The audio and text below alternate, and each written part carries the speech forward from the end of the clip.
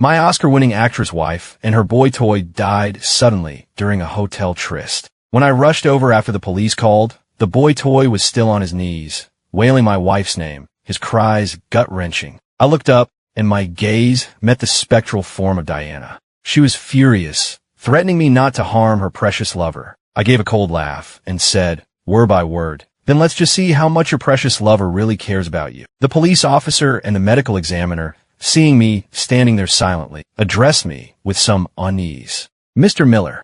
The sound of my name cut through Leo's wails, and he finally lifted his head from beside Diana's body. Diana's obsession with this Leo was absolute. She knew she had a weak heart, yet she still took performance-enhancing drugs for him. As for Diana's true love, I glanced at the ethereal figure floating above us and let out a derisive snort. Her sincerity was more fake than her performances on reality TV. The moment Leo saw me, a flash of panic crossed his eyes before he shot to his feet, face crimson, and lunged at me. Diana's spirit saw this and instinctively tried to intervene, to get between us just like she would have when she was alive. But she was nothing but air now, and could only watch as Leo passed right through her, coming straight for me. Leo, don't, she cried out anxiously, before turning a venomous glare on me. Frank, if you so much as lay a finger on him, I swear it'll be the last thing you do. I'd heard that threat more times than I could count. Too bad for her. I was the only one who could hear it. Leo lunged, his face a mask of rage as he tried to grab my collar. I sidestepped him easily. Thankfully, an officer stepped in and restrained him before things could get any uglier. Mr. Vance, you need to calm down. Ms. Ross's final arrangements are the responsibility of her husband, Frank Miller. The officer had clearly sized up the situation, deliberately emphasizing the word husband. Leo froze, his expression twisting into something even uglier. He looked like a disgraced actor caught in a scandal, pathetic and vile. I'm calling the cops. He's the one who killed Diana. This was no accident. Leo shrieked hysterically. The officer just sighed, looking exhausted. Seeing how worked up he was, I took another few steps back. It would be a real problem if a little model who slept his way to the top managed to hurt me. Diana floated next to Leo, her gaze fixed on me, cold and menacing. I couldn't make out her expression, but I knew she was thinking the same thing, that I was somehow responsible. Just as the officer was about to speak, I cut in first. That's slander without proof, and I can sue you for it. Leo gritted his teeth, seething with impotent rage. I saw no reason to drag this out. You should probably go pack up all the things Diana gave you, I advised him. I paused for effect. They're all marital assets, and by law, only our son Henry and I will inherit her estate. Mr. Vance, all that money she spent on you, do you really think I won't come to collect? Leo, who had been sobbing uncontrollably, froze mid-whimper. Seeing that Leo had finally shut up, the officer signaled his partner to escort him out. As he was led away, Diana tried to follow, but some invisible force held her at the doorway. I watched her struggle, this pathetic display, with cold detachment. Mr. Miller, we'll leave the arrangements for Ms. Ross in your hands, the officer said. It was clear they had already done their preliminary investigation before calling me. Since Diana's death was clearly an accidental overdose, they just asked a few routine questions and left it at that. I couldn't bring myself to look at her body, especially not her face. The image of her ashen face would haunt my sleep. I called my assistant and my lawyer to handle the rest and made plans to go home. The nanny was already picking up Henry from preschool, but I still felt uneasy. Henry never had much affection from his mother, so he's incredibly attached to me. I was worried he'd get upset if I wasn't there. After giving my instructions and confirming my assistant was en route, I headed straight for LAX to catch the first flight out. By then, one thing had become clear. Diana's spirit was somehow tethered to me. As I watched her drift near the ceiling of the airplane cabin, I narrowed my eyes. This was getting interesting. The moment I landed, I got a video from the nanny. In it, Henry was in his little bear pajamas, his big eyes wide awake. He refused to go to sleep, just kept calling for his daddy. The nanny told him I was watching on the phone, and he finally managed a small smile and sat up straight. Daddy, I want to sleep with you. When are you coming home? My son Henry is 5, just a few months away from starting kindergarten. He still had that sweet, childish lisp that just melted my heart. I hurried home even faster. My assistant had a car waiting, and I was home in under 30 minutes. When I opened the door, I saw the nanny reading a picture book with Henry. The moment he heard me, he came running and threw himself into my arms. I held him tight, murmuring reassurances, then carried him to his room for bed. I told him a few of his favorite stories, and after a while, I finally managed to lull him to sleep. The entire time, I was aware of Diana, sitting silently on the bay window just watching. Henry was the result of an unplanned pregnancy. Diana never had much affection for me, and that extended to our son. She almost never spent any time with him. It was no surprise that in all the time I spent putting him to bed, he never once asked about his mother. I heard her whisper to herself. She was wondering why Henry didn't miss her. The question was so absurd, I almost laughed out loud. I looked at Henry's peaceful face, kissed his forehead, and went back to my bedroom. I had no interest in playing games with her. I sat on the edge of my bed and got straight to the point. In the 5 years since Henry was born, how many times did you actually spend with him? Taking him to the park, putting him to bed at night. Did you ever do any of it? And now you expect him to remember you. He's closer to his teachers at preschool than he ever was to you. I stared directly at her. 10 years of marriage. 7 years of betrayal. Her translucent form stared back at me. The room was utterly silent. Her face was a mask of shock, all traces of the elegant actress gone. You can actually see me. I didn't bother responding, just gave her a look that said she was an idiot. Diana sighed, drifting over to her vanity. She froze when she realized she cast no reflection in a mirror. I snorted, crossing my arms. So, Diana, is the plan to haunt me for the rest of my life? I had filed for divorce the moment I found out about her and Leo, but she refused, giving me all sorts of excuses about how she couldn't live without me, how Henry needed a complete family, using every trick in the book to block it. I got so angry I eventually just sued her. The problem was, I could never get concrete proof. Leo was the new talent she was promoting, so them being seen together all the time was explainable. After hitting several dead ends, I had to let it go for a while, but then I reconsidered. Having her as a personal ATM wasn't so bad. She was never home to cause trouble, and she provided a steady stream of income. So I started planning, securing assets for Henry's future. I also focused on building my own career. I had to be prepared for the day she might suddenly decide she wanted a divorce after all. I just never imagined I'd get news of her death first. Diana was an orphan. That meant her entire estate would be inherited by me and Henry, her legal husband and her biological son. It was the only right thing she ever did. We didn't speak again that night. I fell asleep easily. The next morning, my assistant sent me Diana's cremation certificate, complete with a video of the casket entering the incinerator. Diana, not knowing what I was watching, drifted over my shoulder just in time to see herself being pushed into the flames. "You're so calm," she said. "Don't you feel anything at all?" Her voice sounded weary. She watched me calmly sip my coffee, her expression turning dark and stormy. I ignored her, finished my coffee, and went to Henry's room to get him ready for the day. He had preschool to get to. When I continued to ignore her, Diana began to circle me like a caged animal, her voice growing shrill. Frank, Henry, still sleepy, didn't hear her shouting at all. He just giggled in my arms. "Daddy, I want to bring lots of snacks to school today to share with my friends." He was still bouncing with excitement while brushing his teeth. I smiled, helping him pick out the snacks he wanted and packing them in his little backpack. After dropping Henry off and confirming the details with my lawyer, I went straight to Diana's production company. Diana followed, standing silently in a corner with her arms crossed. She was probably hoping to see Leo. She was doomed to be disappointed. When we arrived, Leo was nowhere to be found. Diana's assistant, Mr. Anderson, was already up to speed and had received the notice from my lawyers. He immediately scheduled a board meeting for 2 o'clock that afternoon and showed me into Diana's private office to wait. "Please make yourself comfortable, Mr. Miller. I'll go get the files ready," he said. He hesitated, then gestured to an adjoining room. "There's a bedroom in there if you need to rest." The office had a large bed, a walk-in closet, and a full bathroom. My brow furrowed. The thought of what Diana and Leo had likely done in this room made my stomach turn.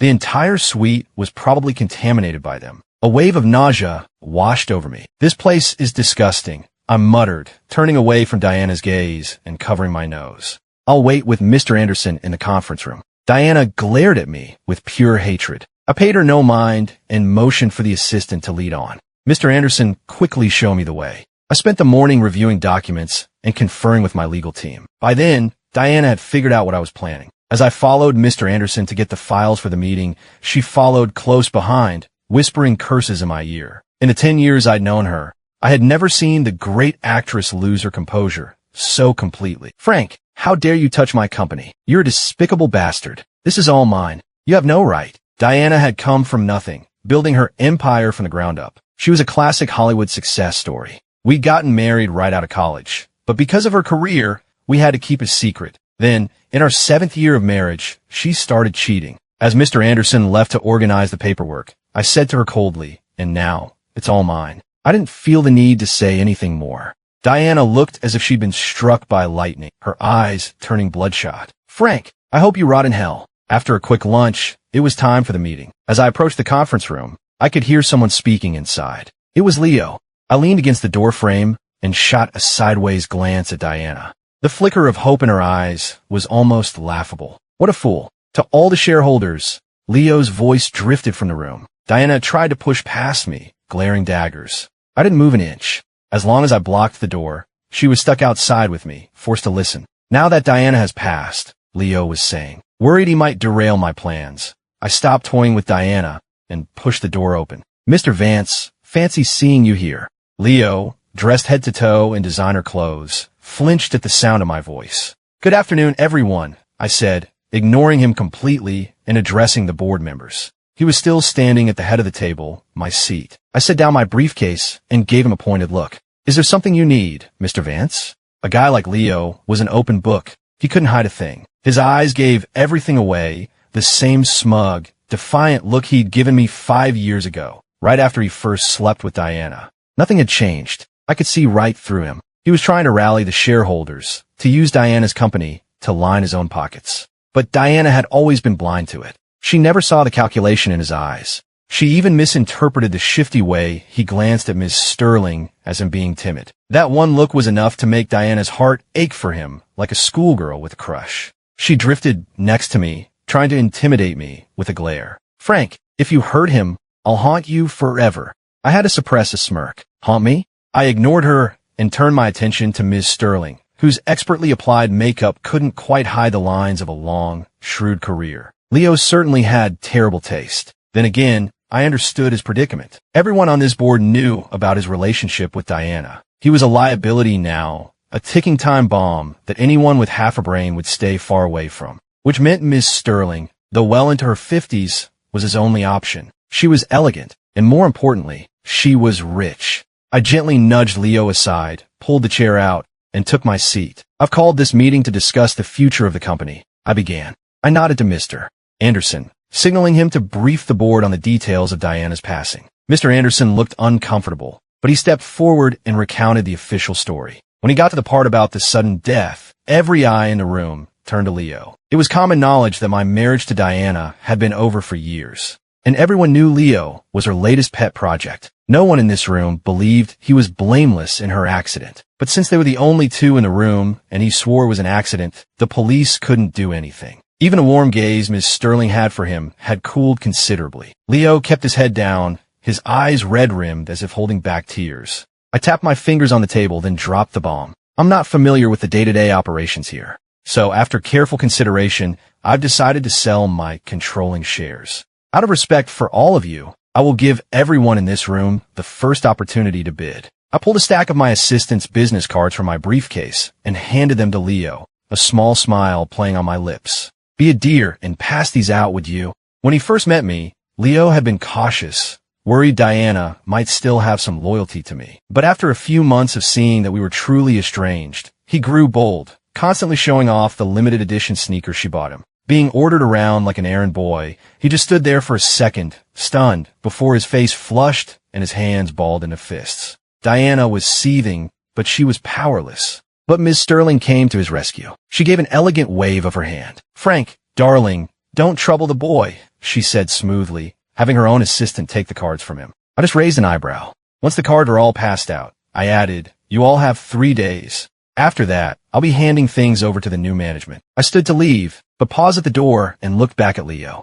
"Mr. Vance, don't forget our little chat at the hotel. I'll be coming to collect, so you'd better be ready." With that, I left. The invisible tether pulled at Diana, forcing her to follow me away from the building. In the car, Diana sat beside me. Seeing that I was serious about selling the company and going after Leo, she finally relented. Her tone softened. "Frank, I know I wronged you, but I was always good to you in other ways. Please, just sell the company to Sarah Collins and leave Leo alone." Sarah was Diana's original business partner. She'd even been a witness at our wedding. I'd only seen her assistant at the meeting today, though. I ignored Diana and looked down at a video Henry's teacher had just sent me. In the clip, Henry was pulling snacks from his backpack and handing them out to his classmates. The other kids were gathered around him in a circle, singing and clapping their hands. Henry stood in the center, grinning from ear to ear, absolutely beaming. When I didn't answer, Diana leaned closer and saw the video of her happy son. Whatever she was about to say died in her throat. She just stared at Henry's smiling face on the screen. The car pulled up to the house, and my assistant was already there, rushing to meet me. He'd been running around non-stop since the call about the hotel, and he looked exhausted. Thinking of all the calls he was about to get from those business cards, I felt a pang of guilt. "You're getting a double bonus this year," I said, patting his shoulder as I walked inside. His posture immediately straightened. He followed me in, holding out the official death certificate. "I've already sent this to the lawyers. They're starting the process of transferring all assets to you and Henry." I took the papers, glanced at them, and then casually tossed them onto a table in Diana's direction. "Thanks for all your hard work," I said, then briefed him on what happened at the meeting. Just as I finished, his phone rang. He glanced at me for permission, then answered on speaker. An elegant, female voice filled the room. "Please inform Mr. Miller that I want the company." It was Ms. Sterling's cool, sophisticated voice. I took a sip of water. The timing, the tone of her voice, it was all very telling. Leo certainly worked fast. I didn't give an immediate answer. I just told my driver it was time to pick up Henry. The entrance to the preschool was already crowded with parents and a long line of expensive cars. Henry went to an exclusive private preschool. The parents were all from a certain circle, so you rarely ran into any trouble. I exchanged polite nods with a few of them. One of the fathers approached me, the dad of Henry's classmate, Lily. "My daughter came home, raving about the snacks Henry shared today," he said with a friendly smile. "Would you mind telling me where you got them?" I immediately sent him the link. He thanked me and got on the phone with his wife. I stepped back, watching through the window as the kids played inside with their teacher. Henry spotted me and waved excitedly, a huge grin on his face. He's always been such a good kid. His teacher noticed he was distracted, gave me a warm smile, and gently guided him back to the group. Diana suddenly appeared beside me. She scanned the crowd of parents and asked hesitantly, "Did you always do the pickups yourself?" I shot her an irritated look. "Well, his mother isn't around anymore, is she?" My words hit her like a physical blow. She was already furious about the meeting, and now her face went completely pale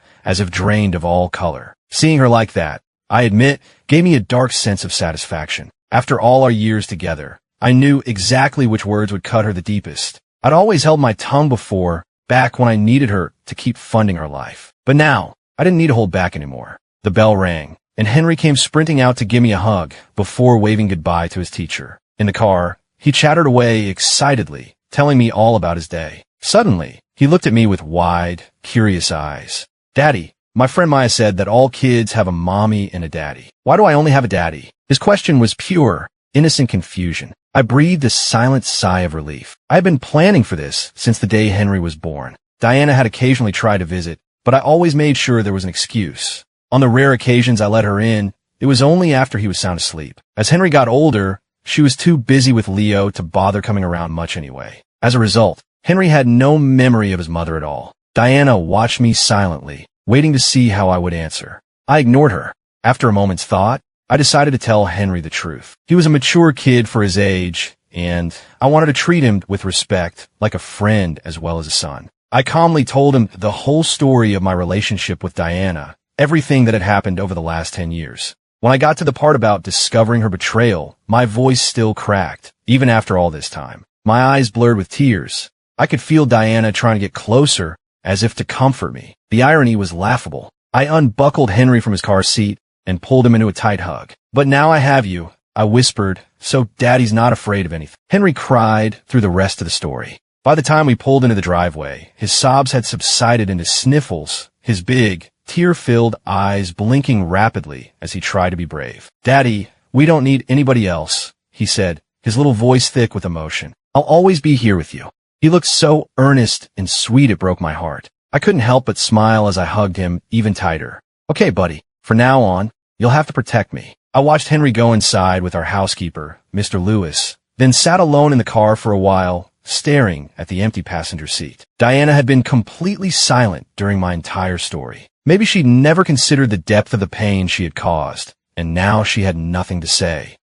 She began, her voice grating on my nerves. I just wanted to be alone. I had no interest in hearing her excuses. I got out of the car, the sound of my shoes sharp on the pavement. The invisible force pulled Diana along, and she followed silently behind me. 3 days passed quickly. After dropping Henry at preschool, I returned to Diana's company. My assistant led me straight to the conference room. My assistant had already briefed me on the way over. While Diana's company was profitable, of all the offers I'd received, Ms. Sterling's was by far the best. She had even called back to increase it. Diana knew what was happening, but this time she wasn't hysterical. Just before we entered the room, she quietly begged me not to be too hard on Leo. It seemed she really did care for him. Remembering a text my assistant had just sent me, I ignored her plea and pushed open the door with a flicker of amusement. I wondered if she'd still be defending him after she saw what was inside. The door swung open to reveal Leo, sitting right next to Miss Sterling. Gone was the innocent, gentle boy he had pretended to be for Diana. Today, his white shirt was unbuttoned to his sternum, revealing a well-muscled chest. His black slacks were tailored to perfection, and he radiated a raw, predatory charm. Ms. Sterling's fingers were tracing lazy circles on his shoulder, just as I thought. My suspicions were confirmed. They must have gotten together right after the board meeting. I remembered now how she'd been slightly out of breath on that first phone call. She must have been with him then. As I walked in, Leo looked up, a smug, triumphant smirk on his face. I glanced at Diana's spectral form standing beside him. Her expression shattered. I sighed. I'd seen her lose her composure so many times lately, I was almost used to it. I took my seat and addressed the room. I've received several offers, but after careful consideration, I've decided to accept the one from Ms. Sterling. I took the prepared legal documents from my assistant and passed them to her. Here's to a smooth transition. Ms. Sterling removed her hand from Leo's shoulder, reviewed the contract, and signed it with a flourish. A pleasure, Mr. Miller. Diana looked utterly defeated,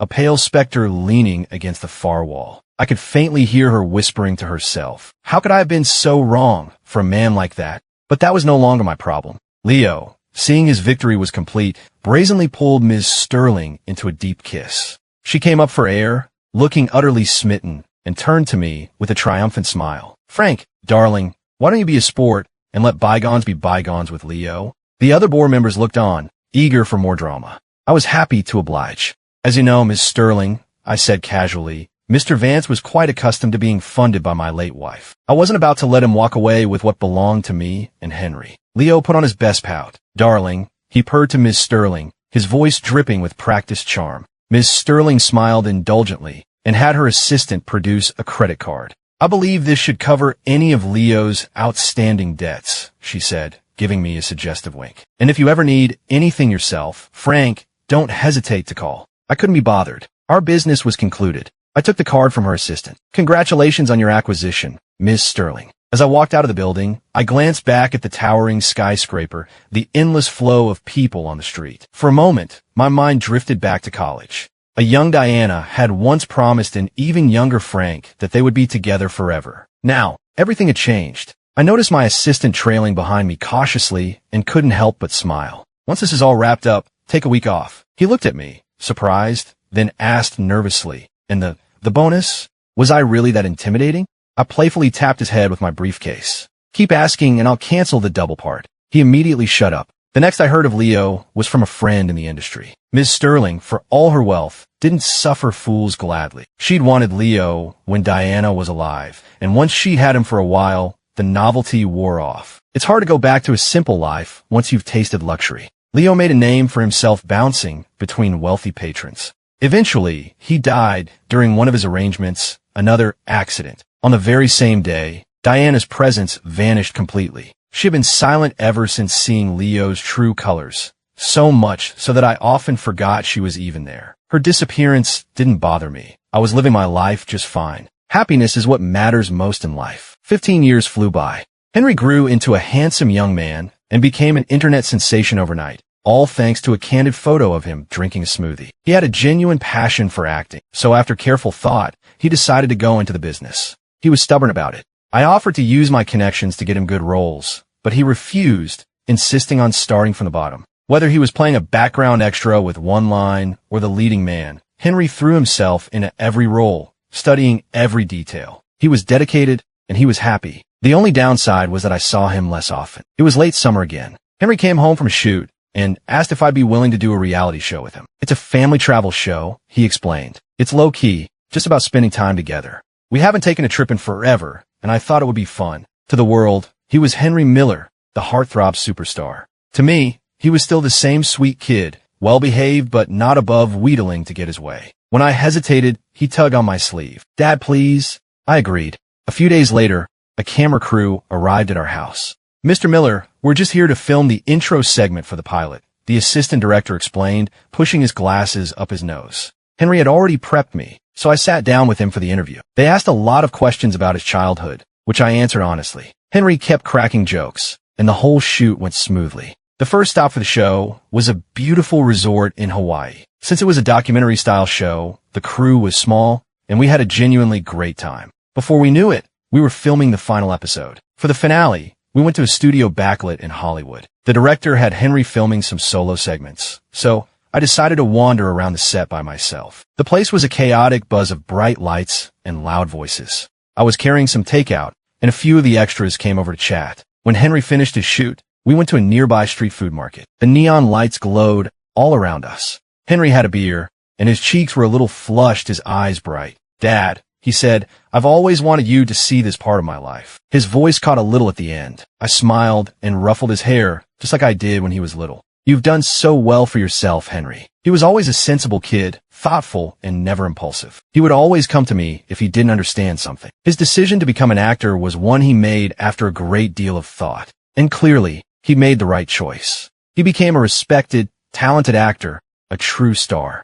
Having a son like him made me incredibly proud and incredibly happy. After the show aired, Henry continued his career, but he slowed down his pace. He started taking a 2-month break between projects to come home and spend time with his old man. I had long since handed over the reins of my company to a professional CEO. My days were filled with shopping, golfing with friends, and taking vacations. Life without a woman in it was perfectly content. After leaving Frank's side, I didn't fall into the abyss as I'd expected. When I opened my eyes, I was back in high school, back at the moment I first met him. There he was, across the quad, in his school uniform and black-framed glasses, laughing with his friends. In my first life, I'd used a school play script as an excuse to talk to him. He was so kind. My hand tightened on the script I was holding. This time, I couldn't bring myself to approach him. For the next 2 years, I watched Frank from afar. Without me holding him back, he didn't fade. In fact, freed from having to cater to my fragile ego, he shone even brighter. He got an early acceptance to Juilliard.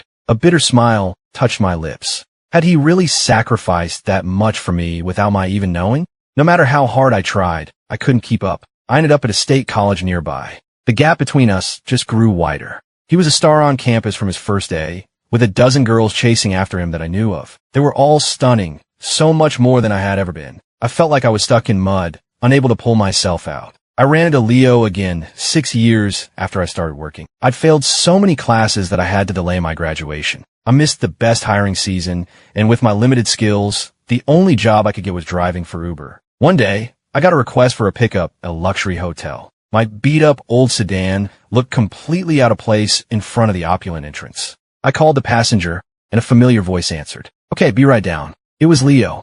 A few minutes later, he appeared, dressed in an expensive-looking suit, and slid gracefully into my back seat. Something was wrong. Leo's family didn't have money. There was no way he could afford a place like this. I took a deep breath as the image of him with Miss Sterling from my past life flooded my memory. This was who he really was. He had been faking it the entire time, and I had been a complete fool. "Just drive the car." "What are you staring at?" he snapped, his polite phone voice gone, replaced by irritation as he adjusted his collar. I realized I'd been staring at him in the rearview mirror. He snorted and pulled out his phone. "You can definitely expect a 1-star rating." I didn't have the energy to care.